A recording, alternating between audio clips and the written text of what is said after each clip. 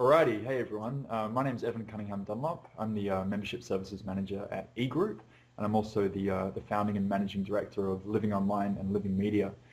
Today I'm going to be doing an interview with Isaak Dury. He's the CEO and founder of TidyClub. How you going, Isaak?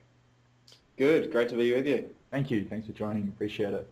So I wanted to find out more about TidyClub. I mean, as you know, I'm a user of the application and the service, and I think it's great. But I was hoping that you could kind of give us the elevator pitch and let us know a little bit about what the service is and how it works.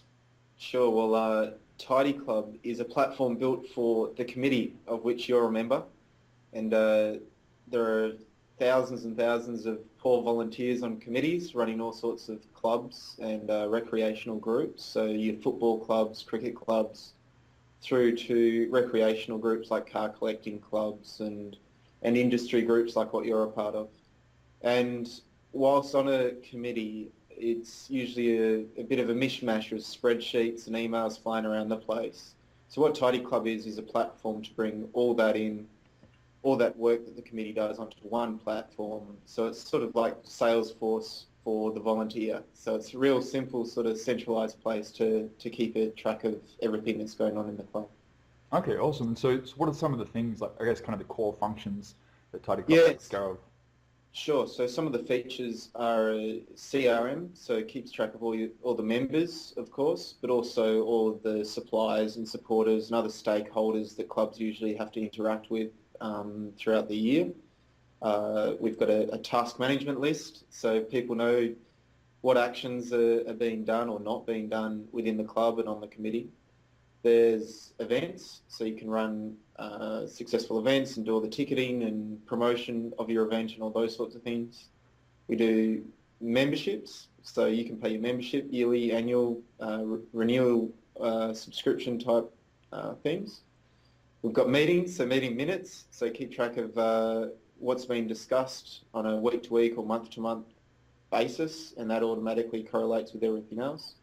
We've got finances, so it's light bookkeeping, so like an accounting package, but cut down for the average Joe to manage the books of the club, and a few other bits and pieces in amongst it all, and they all talk to each other, so it all correlates, and it's all social and all those sorts of things. So it's designed for my mother. I hope she's not watching, but the idea is that it's so simple that even my own mum can sort of manage things and get her head around it and do the great job that she already does as a volunteer, but do it a whole lot more intelligently.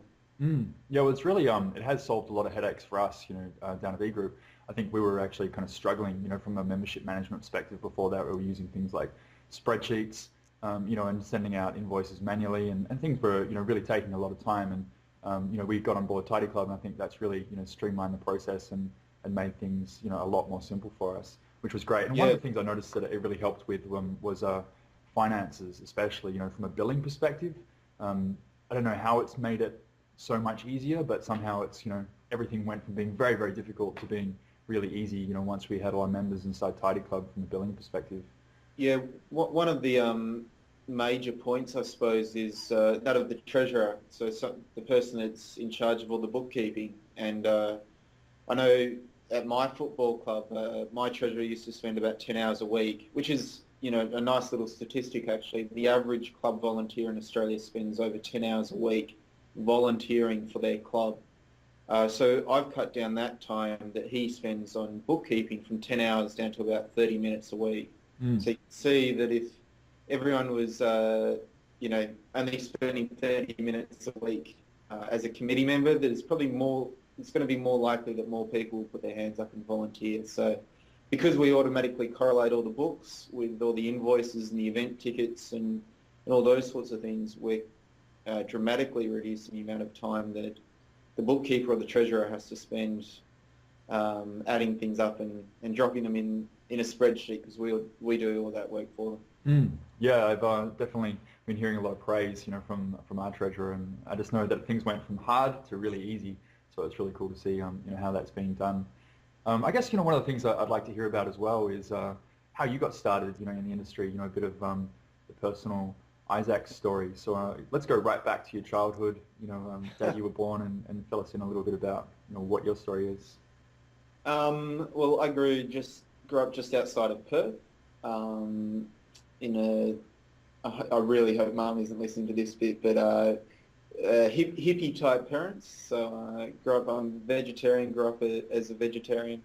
Had a different outlook, I suppose, on the way the world worked, I suppose, which is a blessing. And, we were given a lot of rope to sort of play with things and build things and run around like kids do up in the bush, up in the hills of Perth. I suppose my first entrepreneurial pursuit was at about age 13, when I decided that there was a business need for ferret food. So I started up a ferret food company, and I suppose learned a whole lot from that first experience of learning what the MVP was, and discovering if there was an actual market and all those sorts of things. Went through.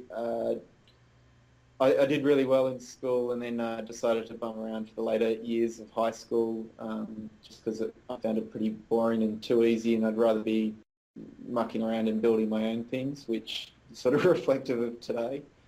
And so started playing with IT. On the suggestion of my father, I didn't know what to do with my life, so to speak. He said, well, this is around the Y2K boom, so he said, how about you get into IT? It seems to be the happening thing. So got into that and studied IT at uni, and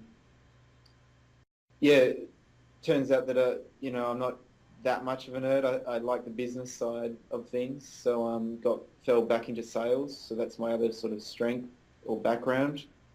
My first real job was a door-to-door salesman at age about 16. So again, learned the hard way about sales, but I think that sort of grooming has put me in good stead for other roles that I've had in previous years of running sales departments and international sales and all those sorts of things. So outside of uni, went into an IT job. Turned out I didn't really want to be an IT guy. Left that, got into sales, became a manager, international sales manager for a Isaaks group, travelled around the world selling bits and pieces, and got offered a role in New York, went over to New York, and that was 2008, which the whole world collapsed from Wall Street out. Yep. And spent 6 months having lunch with people that were, the only people that always had time for me were these guys that were building web apps. So that sort of opened my eyes to the whole web app scene, and decided that I really wanted to be a part of it. So throughout this entire time, I was also on the various committees, from car clubs to scout groups to football clubs, and it was during this time that I was a senior committee member of my football club. Was plugging together bits and pieces with APIs, so Eventbrite and Dropbox and Google Docs and all those sorts of things, and it was working, but it all fell to pieces when I went to New York. So when I came back, I thought, there's got to be a better solution than this, and that's how TidyClub came about. Yeah, I was really curious about, how the inspiration for that, came to light. I guess, so you were involved with actually running the clubs as well. Were you the one that had that sort of pain point of having to spend so much time and doing all the management, or was it that you more sort of saw a lot of other people who had those sort of issues? Yeah, so in the day job of running businesses, I was obviously in charge of keeping track of all our customers, our suppliers. I was looking after the supply chain. I was, as my role as general manager in one of the businesses, you've got to keep your finger on everything, the cash flow, understand where your budgets are, what your salespeople are doing, what tasks need to be done. Basically everything that a club does. But a club doesn't do that. A club is, my football club turns over about 120 grand a year. So by all means, that's a small business. But they don't treat it like a small business, which I think is a mistake, and they could be doing things a whole lot better. So effectively, I took the business philosophy and tried to give it to the clubs. But obviously, from a club volunteer perspective, shoehorning Salesforce into a volunteer club isn't going to get too far, I don't think. Yeah. So we started building a customised solution for volunteer recreational clubs. Mm. And yeah, I guess one of the things we've spoken about as well, before we started doing this interview was how comfortable you felt with transparency and stuff. And I appreciate you being willing to be pretty open. So I guess it would be great if you could give us an idea about how things are going so far. How's business in terms of how much revenue you're doing and how many users you have. Yeah, sure. Well, it's been a bit of a journey. Obviously, the first iteration, I suppose, was bootstrapped. And it still is bootstrapped to a large degree. So we went out, we pretty much blew away. So the first iteration of it was what I built myself, which was fairly crummy and average. I then contracted another group here in Perth to build it out and raise some money to do that. But effectively, we just burnt through it. We didn't really get anywhere. We didn't build anything, and nearly 50 grand later, we didn't have much to show for it. So went back to my angel investors and said, you know what, it hasn't worked, but I still think there's a problem worth solving here. So went and outsourced it, which was a risk. It's a whole lot less, but they're a lot further away, all those sorts of things. So spent about 9 months trying to find a group that ticked all the boxes with the quality of coding and understanding what we were trying to build and all those sorts of things. Finally found a group in the Ukraine, and have spent the last 2 years with that group in various sort of iterations. Now so we went pretty hard at the ball for about 12 months, 18 months, and really smashed out what you see today, most of it, on 80% of it. And we spent about 150 grand doing that. Now we've spent the last, I suppose, 50 to 70 grand polishing it all up. And that's where we are now. So at the moment there's myself and another developer full-time, plus another guy that sort of does it in the evenings, as well as a couple of interns and those sorts of things. In regards to turnover revenue at the moment, it's hardly worth talking about. In the sort of thousands of dollars a month, it's not enough to pay us all. I'd like to think I'm worth more than that. So yeah, we've got a bit of a way to go to sort of increase revenues, increase the uptake and all those sorts of things. We've got about 300 clubs signed up, all using it in various ways, pulling it in different directions. So I'd like to think that part of the journey is continuing. It's a long grind, I've discovered, particularly where we're at now with selling. We've learned a whole lot about the psychology of the club volunteer, as opposed to that same person as a business person. A business mind is a whole lot different to that same person as a volunteer. So we've learned a lot about our market. We've learned a lot about the enterprise sale, which is obviously the club association, which sits on top of all the little clubs. That's an enterprise sale, which is a long process, as I know firsthand with lots of other projects I've done. So it's a long grind. We spent more than enough money to sort of make things happen, and now we're sort of sitting on it. We're not wanting to take extra money at this stage just because the market, I think we're probably a little bit ahead of the market, which is the last place you want to be when you build these things. But we're sort of hoping that the market will meet what we're building, because slowly people are starting to get their head around the advantage of the sort of centralized data system and the advantages of a real open API, a real open backbone for clubs and associations. Yeah, okay. Well, I've actually, really seen a lot of a progression and a transformation, in TidyClub since when we first started adopting it. It was good in the beginning, but now, this latest iteration that you've got out there, I think it's just sweet. It looks really clean, really fresh. It's a great UI. Seems really stable, which is excellent, nice and fast, snappy and responsive. And also the new, homepage as well is just really clear in terms of the benefits that it offers as well. So I think that things are only going to keep going upwards and onwards from here. It's looking like a really promising sort of journey. So I guess just to kind of put some, overall sort of aggregated figures around the sorts of investment and stuff. So it's around like 250, 300K in terms of cash. And then is there much in the way of, sort of sweat equity and stuff on top of that as well? Or is it? Yeah, absolutely. So I don't like to think about it too much, to be honest, but I think we've spent about 250 as a ballpark. Yep. Through that period, we were paying myself for a short amount of time there a token sort of salary. Wasn't I think being on Centrelink would have paid more, to be honest. Yep. But yeah, there's a whole lot of sweat equity that I've put in that we definitely haven't put a value on. Yep. Which I really would hate to, because it would probably yeah put a few more figures on top of that 250 grand. Yeah, that's one of the things that gets done though, right? As a startup entrepreneur and stuff, you just putting the nose down and grinding hard and yeah, sure and it's a massive learning experience. And this is what I try and tell everyone that I talk to now. Having my time over, I could have built just as much with in half as much time, but that's part of the process as well. Just with the changes of language, the tools, the templates, the themes,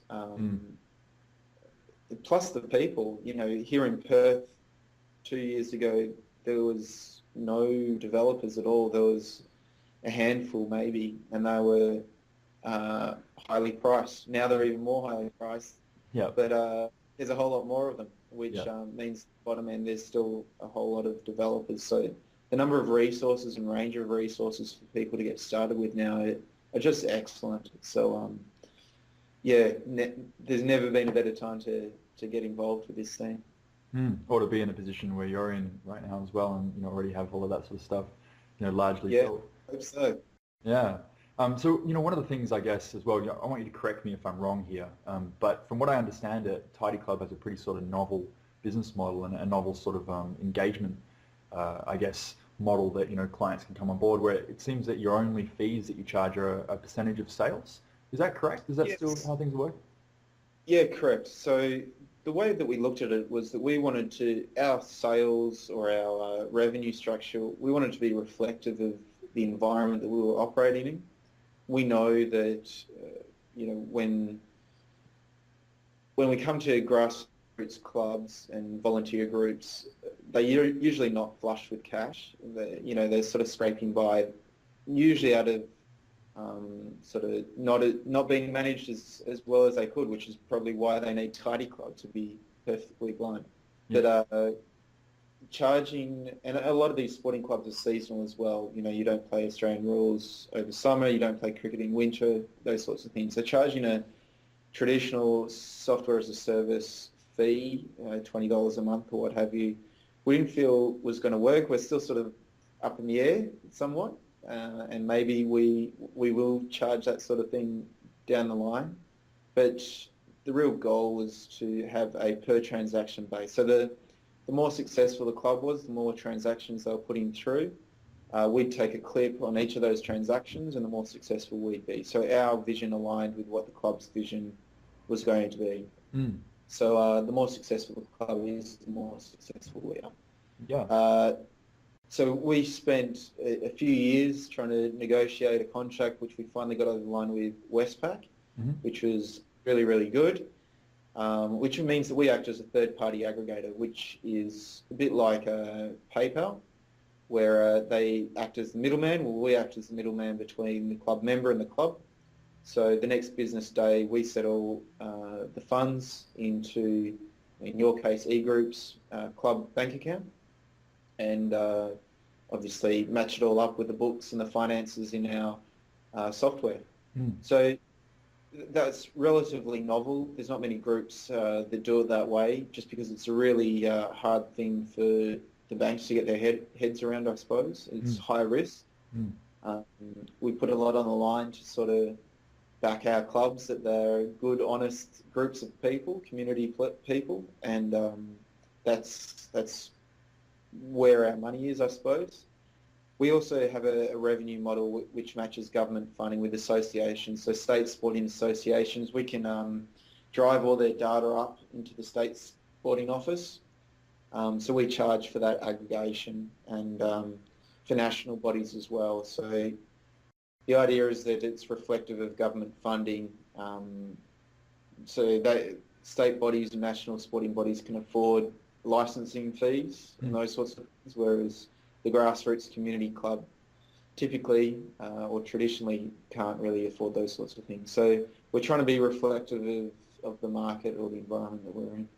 Okay. Yeah. So let's say if hypothetically E-Group hadn't started already working with TidyClub and we were wanting to, and one of the things we were wanting to do would be take payment from members, because we do need to do that sometimes. So when we're taking that payment, would we have to have anything on the back end for us to do it? Like, do we have to have a merchant account as well? Do we have to have a PayPal account, or do we just come to TidyClub and say we want to take some payment and TidyClub takes care of everything? Are there any sort of requirements that the members need to have too?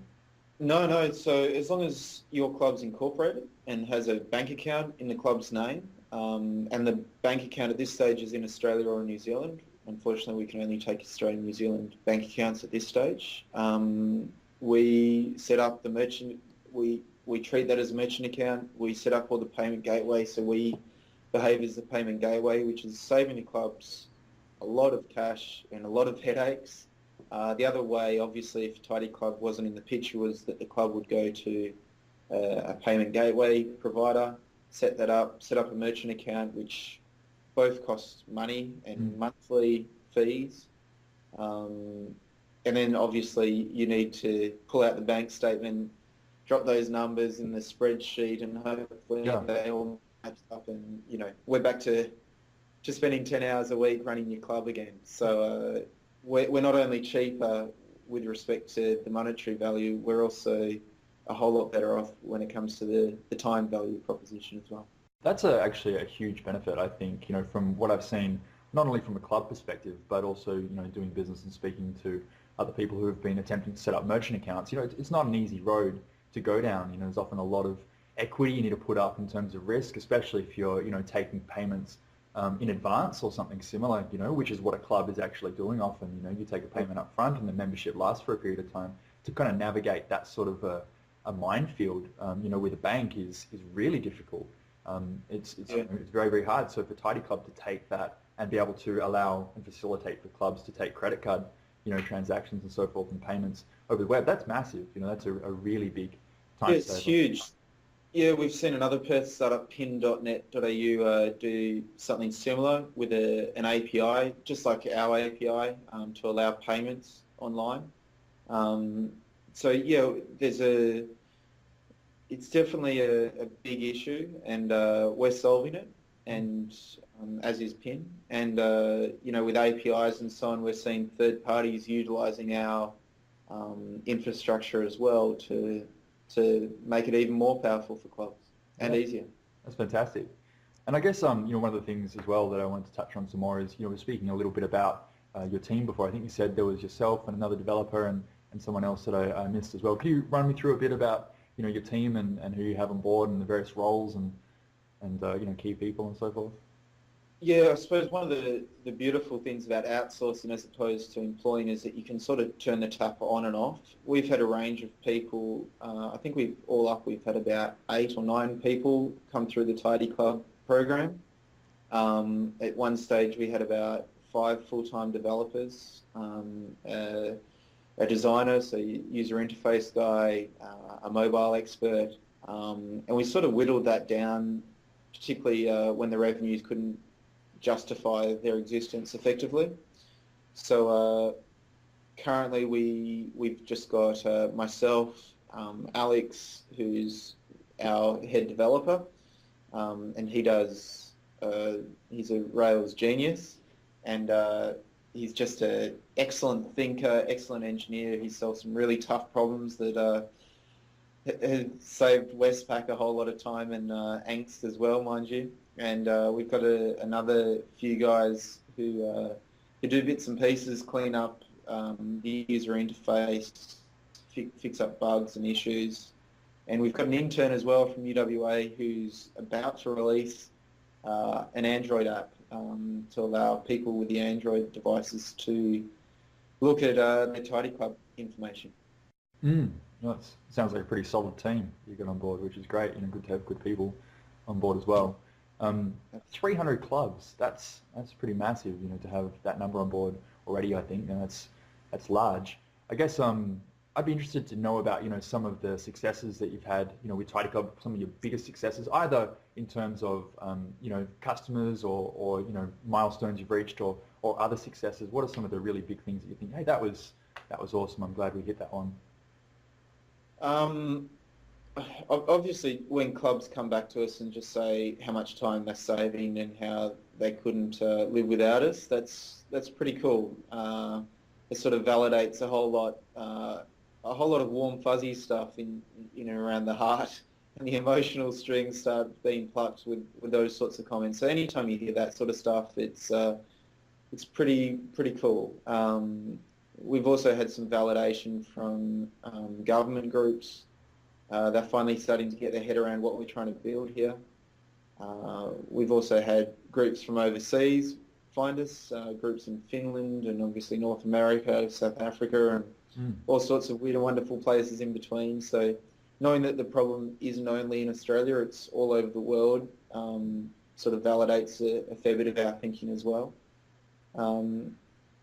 And I suppose we've been having conversations with groups like the AFL, which are big national bodies that see the value in improving governance at all levels. So what they're thinking, and I think it's quite right, and talking to the Federal Sports Minister, Kate Lundy, that's what they're really trying to push from the government perspective as well, is good governance in clubs. E-group, your group, being better governed means that you're more likely to stick around, the members are more likely to enjoy themselves because Evan can now run these sorts of things, run better meetings, run better events. Their members are going to be more excited, more willing to stay with the clubs. In the AFL perspective, the kids are more likely to stick around playing football, and everyone wins.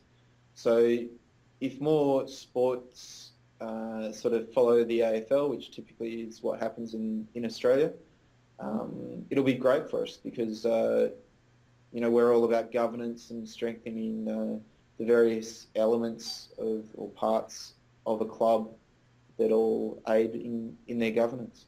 Yeah, there's definitely some major benefits to have, which is really cool. I guess to pair that one with some of the biggest challenges as well. What would have been some of the main sort of difficulties, being someone who's coming into the startup world and doing something like this? What are some of the things that have been a bit more of a hurdle to overcome for you so far?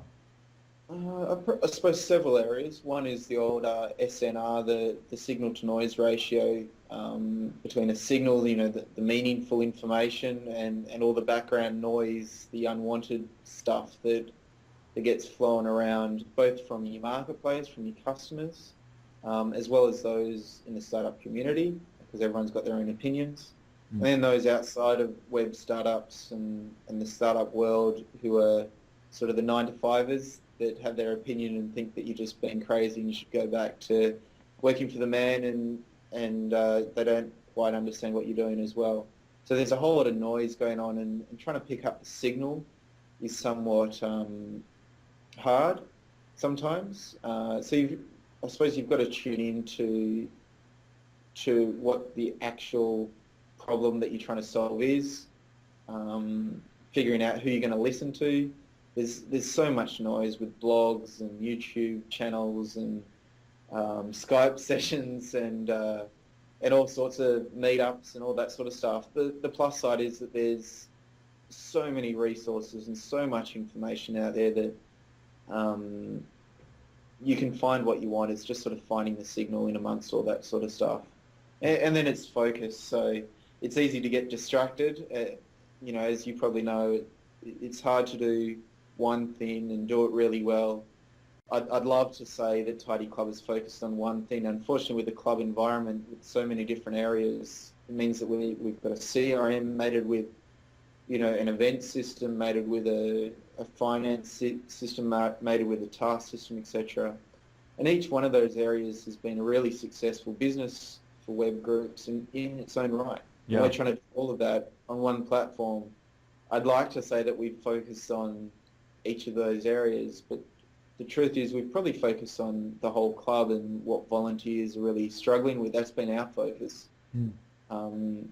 But focus is a really, really difficult thing that I still struggle with day to day, just from a day-to-day perspective to a marketplace perspective. So they've been some of the real challenges sort of come our way. But the big problems that we're trying to solve here with respect to governance and so on, maybe they require a broader focus. I don't know if that's the thing, but I suppose that's what we've had to sort of be challenged with. And then, filtering out all the noise, be strong and filter absolutely everything that comes through. And I believe it gets harder and not easier because all of a sudden your scope of interests become more broader if you are interested in everything. And, now I am interested in the different languages being used, development languages being used, and the different sales and marketing techniques and what's going on with the local community and startup scene and all these other elements. So it's probably getting harder and not easier because there's even more channels to have all these things on as well. So sort of filtering out the noise can be most difficult. Yeah, trying to be, I guess, an expert across, so many domains, or at least, sufficiently capable to be competent, and highly competent enough to be able to have confidence in your decisions. I think that's definitely, one of the challenges faced by a lot of entrepreneurs and, small business owners are definitely feeling you on that one. So, you're just talking a bit about, how much TidyClub handles, right? So it's covering all these different channels and all these different aspects. I'm interested to know a little bit about, the evolution of TidyClub and was this TidyClub now in its current incarnation, was that how you envisaged it, or were you originally going after a different sort of business model and it sort of evolved to this channel, or did you have it pretty much spot on from the outset? No, well, the platform that we've built for clubs is pretty much spot on to what I'd envisaged. There's still a long way to go with a whole lot of features that we're sort of trying to polish still to make it even easier. We can make budgets a whole lot better. We can make event budgets a whole lot better. Meeting minutes can be even quicker to run.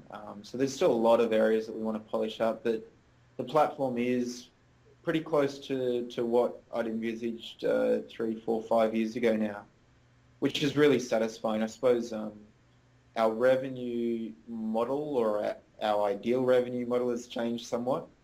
After talking to the marketplace is still getting their head around what this sort of big data is and what an open API is and pluggable UIs and UXs are and how that can be beneficial to these sporting groups. So we've still got a long way to go, and that sort of changed our perspective on what we were aiming for and what we needed to be targeting. And that's the sort of continues to evolve, I guess. We've got a real clear picture as to the way we see the future of sporting associations. It's just sort of waiting for them. And some of them are starting to get their heads around it.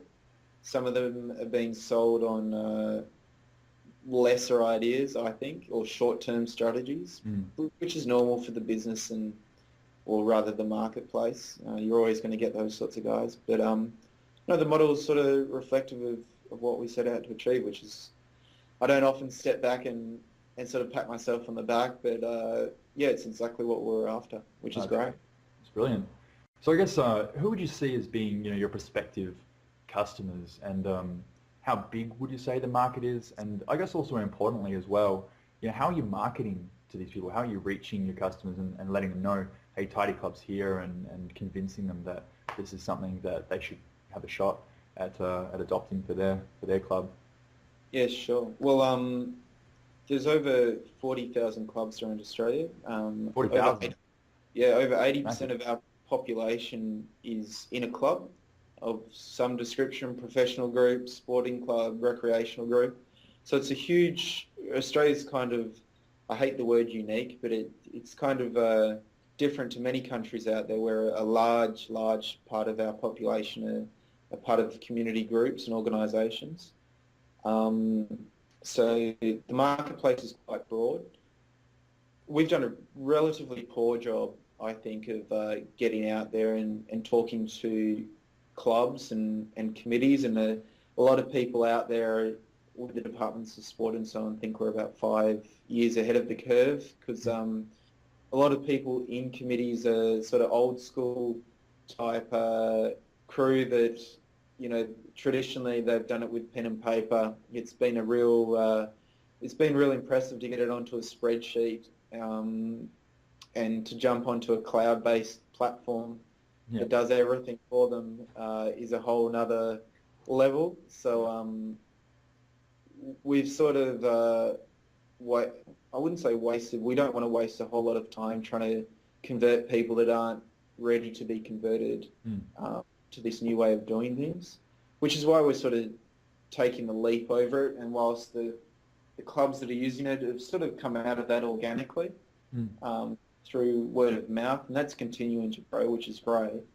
Our focus now, and we're really starting to get there, is talking to state and national associations that really see the benefit in governance and having all this data feed out information so they can focus their resources, focus money, focus people into the right places to improve the clubs that need improving, rather than this old school sort of scattergun approach of funding and resourcing groups, because it's just seems really dumb that they've got the potential to collect all this data and then do great things like you know with your SEO and all that sort of stuff, is that if you've got the data, you should be using it rather than pretending that it's not there. Yeah. So that's sort of how we're approaching our sales and marketing. We're about to sort of ramp things up now. Over the last month, we've sort of started to put some building blocks in place to make that happen. Brilliant. So you're so is that, would you say that's kind of the main strategy going forward? Like you've got a great application now. You know, like I said, I've just seen the new landing page. The new UI is fantastic. You've got a solid team. You've built things that are really, I think, you know, changing the game, you know, in the marketplace. So is your strategy to get out there and to take it forward, or is there something else as well that's a big piece of the jigsaw puzzle at this point too? No, the plan is now to get it out there and start getting in front of as many groups as we can, and really start, you know, improving these clubs and organisations. The thing is that we need to present this sort of platform. Decision by committee is sometimes a frustrating process. It takes a while. It's a bit like an enterprise sale. It takes a whole lot longer than you ever wanted or imagined it would. Yeah. But, you know, leadership can't be taught, it can only be learned. So sometimes you've got to put it out there and wait for the leaders to sort of learn about it, understand the real benefits and get onto it, which groups are. Yeah, I suppose that we're still sort of feeling our way out. We don't really have a true competitor in the space per se, so we're still sort of, there's no one to really guide us, so we're trying to feel our way around. Yeah, but so you've got, you know, a free trial, and that's I think going to hopefully get over that decision by committee, you know, sort of thing. I know that that's what we did. We signed up and started using it, and you know, a little while later it was like, well, it's working. So, you know, there wasn't much in the way of complaints, and then we were there, which I think that makes it a lot easier, you know, really reduces the friction. Yeah, well, clubs are often, I think, skeptical, and they don't want to just give it a shot. And that's been another learning experience for the sales, is maybe we should be, when you don't charge anything, when it's purely transaction-based, then people don't put a real value on it, which is something else that we've learned. And if we were charging $20 a month, maybe we'd probably have more customers. We'd have revenue, obviously, but our customers would understand the value that they're paying for this platform. So, you know, we're still sort of thinking about maybe we need to change the revenue model, because if people aren't paying for anything, they don't put a value on it. which is something else that isn't spoken about, but it's definitely been a lesson learned. Yeah, well, it's something that I know from business with Living Media as well. With the commission sort of model, definitely. You have exactly the same product, and you send it to to one person, and you say, hey, there's a price for this, and they think this is great. You send that same thing to someone else, and you say, hey, it's free, and you only pay for it if you convert or if it works. Then people maybe don't have as much sort of focus or attention on that because there's no opportunity cost if they don't utilize or see the value at that point. It's kind of nothing lost, nothing gained. It's easy come, easy go, for that sort of thing. So I can see where you're going with that one for sure. So I guess another thing I'd like to know about from your perspective as well is I know you're pretty active in the Perth startup scene, and we're in, like a lot of people love to say, and I guess probably one of those is me, in the most isolated city in the world from a geographic perspective, but we seem to have a pretty burgeoning little scene here. And I guess I'd like to hear a bit about what you think of where the Perth startup scene is at the moment, and where it's come from, sort of changes, opportunity, access to finance, people, what you see as the future for the startup scene here. Yeah, well, the Perth startup scene was a bit like we were discussing with developers previously, that it was almost non-existent about 2-3 years ago when I first started. And typically what happens is a great paper called the Boulder Experiment, which, there's lots of similarities between us and Boulder, Colorado, where we're sort of this little country town on the other side of the country, on the other side of nowhere, and effectively we make do with what we have. But as a result, we've built this really amazing community. I helped run GovHack over the weekend. We had only around 50 developers out of 1,000 Australia-wide, and we won a third of all the prizes, all the national prizes. We're batting well and truly above our weight here in this city, and I think that's a large part of the environment that we're in. Everyone's on the same side here in Perth because it's so little. Everyone knows everyone. Yeah. Everyone's willing to help out everyone, which is really, really good. And developers get better because they're sort of helping each other and all those sorts of things. It's just a fantastic community to be a part of. As part of the Founders Institute graduation last night, and some amazing businesses there. There's lots and lots of things happening. E-Group, Morning Startup, The Hive, the Startup Weekends, just amazing. And the quality of goods coming out the other end have been fantastic. And a good comment from Brody at Space Cubed was the co-working space here is that the businesses that he sees coming out of Perth are generating revenue from day one because they have to. We have very few investors, real investors in Perth. They're mainly over in Sydney and Melbourne. Any investors here are throwing money down holes for mining. So if you want to make a go of it, there's no point making a go of it and hoping for VCs to knock on the door because there just aren't any in the city, really. There's few angel investors. So it means that you focus on your business model a whole lot more. And for me, I hadn't really thought about that side of it. It's an unexpected benefit, but the Perth community is killing it. I was so stoked to hear the results from GovHack last night, and then the quality of the Founders Institute graduates, the businesses coming out of that. They're just highly polished, well thought out. It's a great community. Everyone's on the same side. And I go to Sydney and Melbourne and see what's happening over there all the time. And, Perth is, I think, on par. Yeah, sure, we don't have the population or the numbers, but some of the products coming out of here are pretty impressive sort of stuff. So, yeah, Perth startup scene is excellent. Plus, we got nice weather and all that sort of stuff. So when you do finally get away from the computer, you can head down the beach or walk around the river or what have you. Yeah, I've heard there's a beach out there somewhere, somewhere outside, out of the dungeon. There's something out there, sure. So, we're going to have you down at the E-Group on Tuesday coming up. So, Tuesday, what is that, the 11th, I think it is, of June, which is going to be awesome. And you're going to be taking us through, some TidyClub story. So I guess I'd love to, just, in just very small kind of, mini elevator pitch again about, what we have to look forward to, down at E-Group with having you down there. Yeah, sure. So we'll be going through a bit of what we've already spoken about as to where TidyClub came from and what lessons we've learned along the way. We'll also be talking about where TidyClub's headed. TidyClub, a bit like what we were talking about before, is all about collecting that noise. We want to be pluggable user interfaces, user experiences, so sporting clubs can plug in.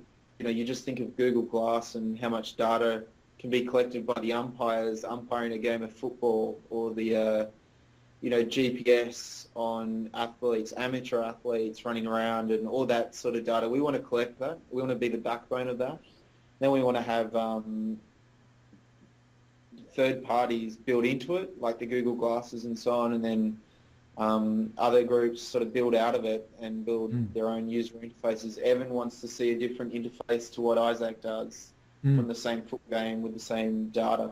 So we want to really be that backbone for these sporting clubs. So we'll be talking a little bit about that, which is, I think, we're trying to extrapolate where we're headed in the next sort of decade and what we're trying to be, and where that sort of fits in with the Sports and Clubs Association and all those sorts of things. But pluggable UIs and plugging into that data and plugging into a central backbone are all things that I think are worth discussing. So that's what we'll be conversing with at E-Group.